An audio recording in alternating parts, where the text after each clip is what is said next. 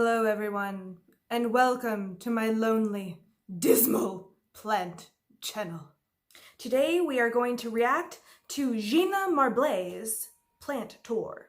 You might be asking yourself, how have I not seen this video yet, especially as a plant tuber? And that is because I just had a baby. Quite frankly, I don't even have the time to shower right now. I'm not even wearing makeup. This is sleep deprivation and dirt buildup, buddy. Wah, wah, wah, wah. Anyways, for those of you who don't know, Jenna Marbles has previously professed her love for me. That love now seems unrequited and we apparently broke up. It's fine, I'm married anyways, Jenna. Now I feel like Julian when he got friend-zoned. Nice fun activity to do with your friend, because we're friends. The fuck, dog? You use friends on me? Julian, I think we need to set up a support group. It's not like I told my entire family about this all like immediately after or anything. Love is just fickle as a fern, it seems. Anyways, without further ado, let's see what she has going on, because I have seen in her other videos in the past building up to this one, her plant collection is building. I have seen a rubber plant or two, a fiddly ficus, and I want to know what the heck else she got. Warning, this video is only for 32-year-old ladies. Not 32 yet, but I'm frightfully close. So I think I have admittance into this video. I like watching these videos on YouTube, but it's not something I thought my audience would enjoy, but it seems like you're interested. Also because I got accused of running a Rainforest Cafe at my house. Interesting thing about the Rainforest Cafe, I went there once when I was like 13 or something like that with my dad.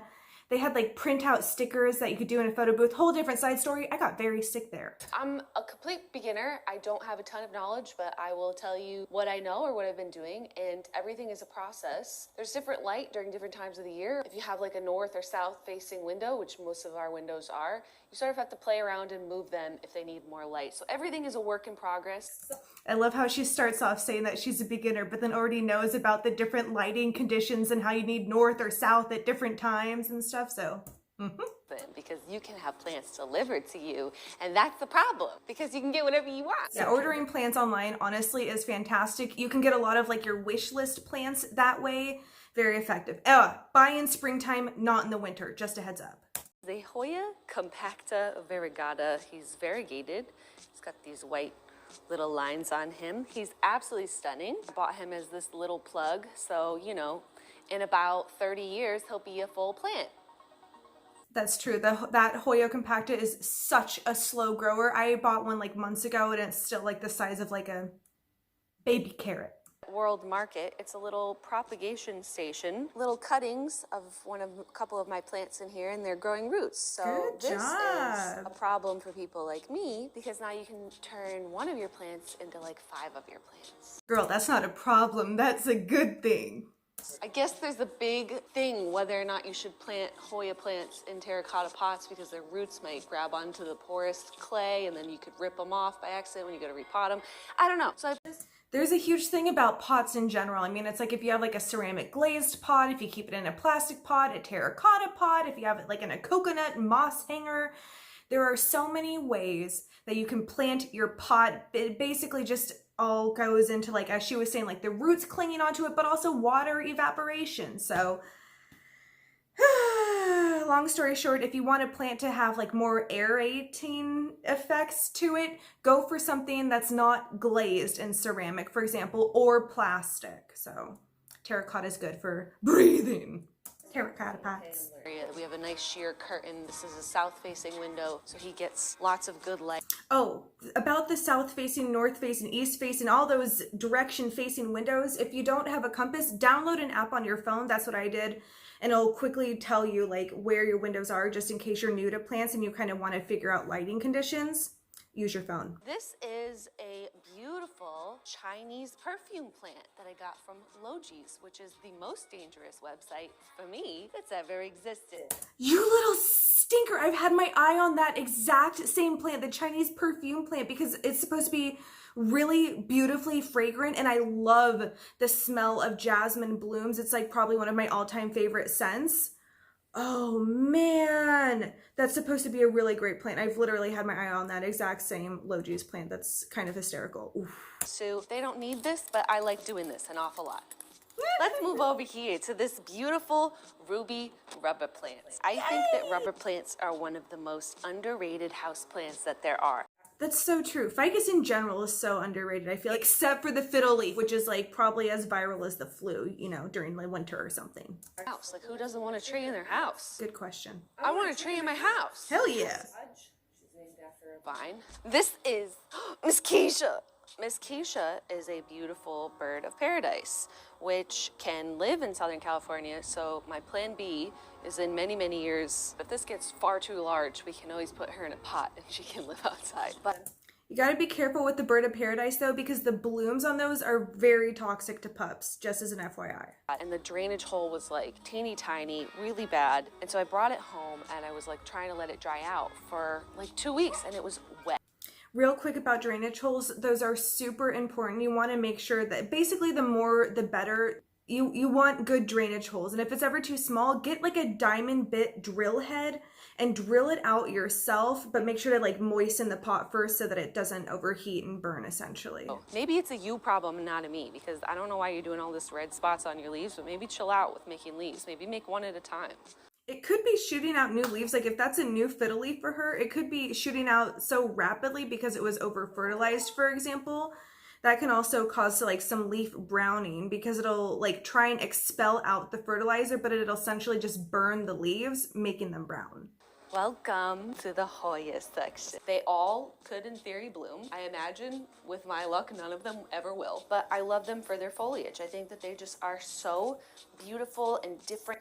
I think she can probably get them to bloom. I mean, I literally have a snake plant in bloom right now, and one of the tricks to get your house plants to bloom is to mildly and continuously stress them out. Meaning like if you bring them outside kind of like in the winter time for a little bit, kind of like chill them and then bring them back inside, for some reason it kind of shocks them a little bit, and then it can kind of bring rise to some blooms. This is a Hoya Curtsy eye, just teeny tiny little leaves. That's He's so cute and droopy. He's still in his nursery pot. It's good that she's leaving some of these plants in their nursery pot for a little bit before transplanting them, just to make sure that the roots are pretty well established before you kind of like mess anything up potentially and put it into a different container. A lot of plants kind of like that a little bit. It's a little bit more stable for them. A Scindapsus or a satin pothos and a pothos enjoy, I think it's called. Love the I got Enjoy these at different Pothos. places. This is a total random side note, but I love Julian's filming in this and like the effects that they're giving onto the plants. It really has them stand out. I mean, I record exclusively on my phone, and the quality is not super great, but this is top notch. I love it. Sansevieria japonesa, 6th grade.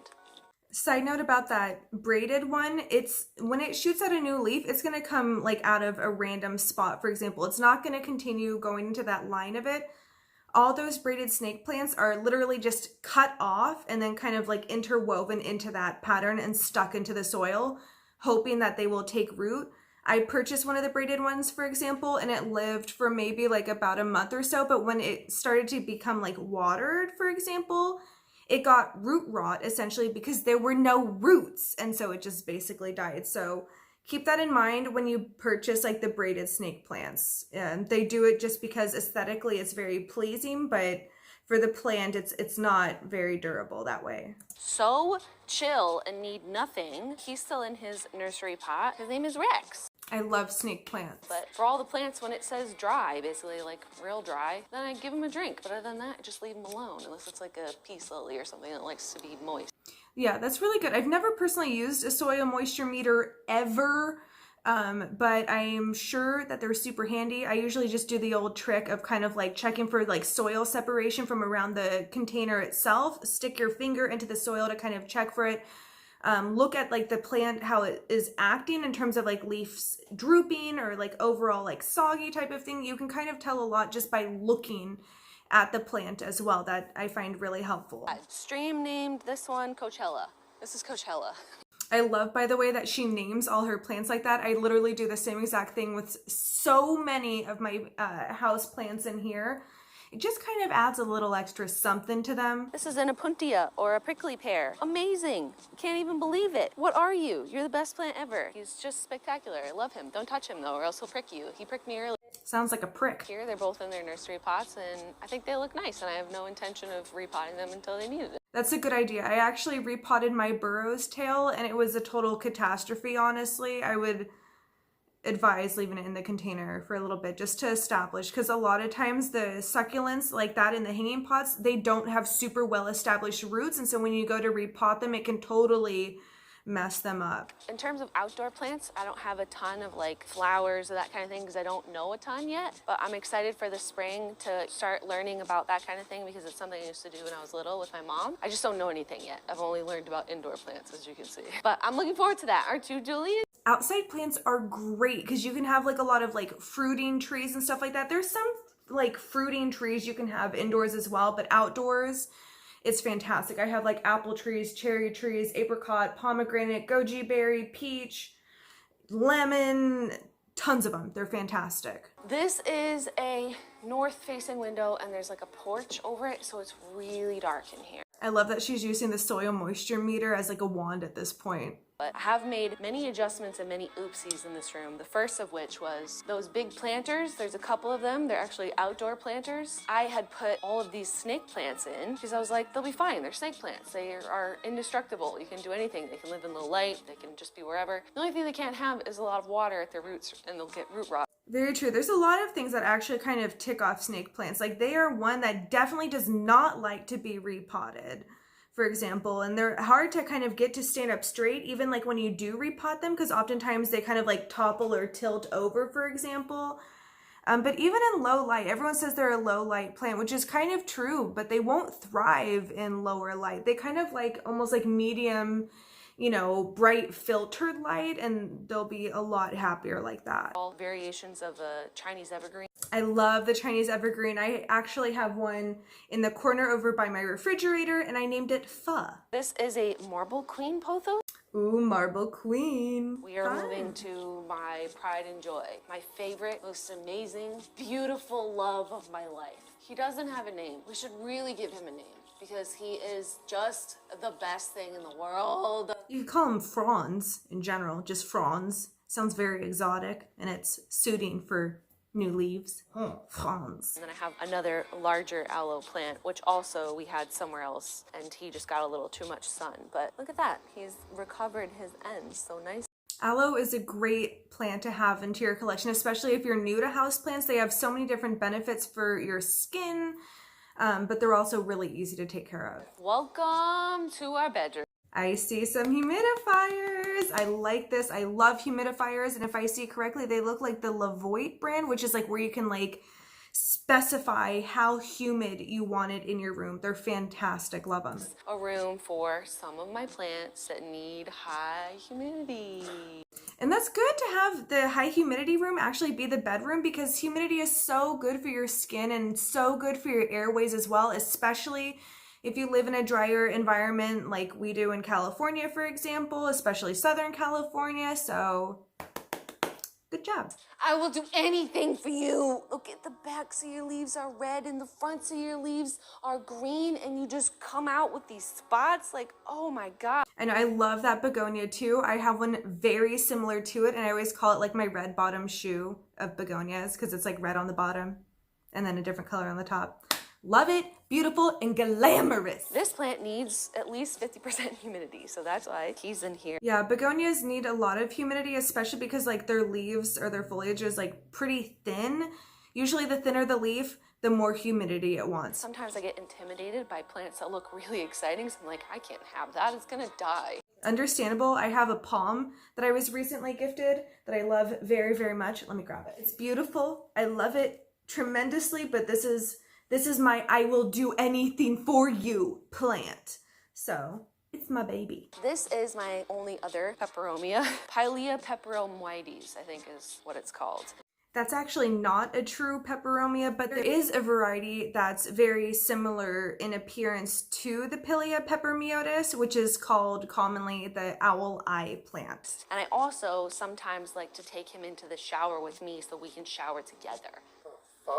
No, that's a good idea actually, to bring your plants into the shower, because especially for the larger ones, you can rinse them off. It's a good way to kind of mediate and prevent a lot of pest issues, for example. Keep the leaves nice, shiny, and clean so they can breathe more effectively.